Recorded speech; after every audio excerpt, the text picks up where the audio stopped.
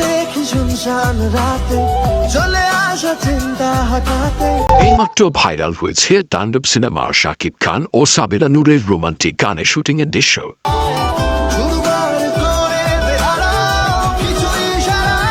বৃষ্টি ভেজা সেই দৃশ্যে শাকিব খানকে দেখা যাচ্ছে কালো প্যান্ট আর কালো গেঞ্জিতেই, আর সাবিনা নূরকে লাল শাড়িতেই, একেবারে রূপের আগুন।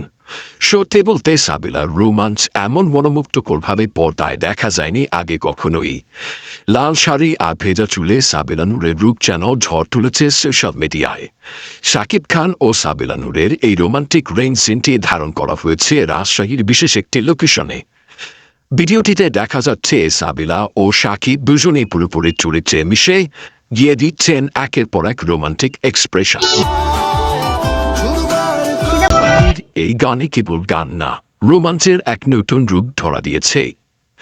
এদিকে দর্শকদের প্রতিক্রিয়া, ভক্তরা বলছেন এমন বৃষ্টির দৃশ্য, এমন রসায়ন সাবিলা ও শাকিবকে একসাথে আরো আগেই দেখা উচিত ছিল। বিশেষ করে সাবিলার শাড়ি লুক ও তার চোখে চোখ রেখে অভিনয় এক কথায় অসাধারণ। তাণ্ডব সিনেমার এই রেন রোমাঞ্চের গান দিয়ে এখন থেকেই শুরু হয়ে গেছে আলোচনার ঝড়।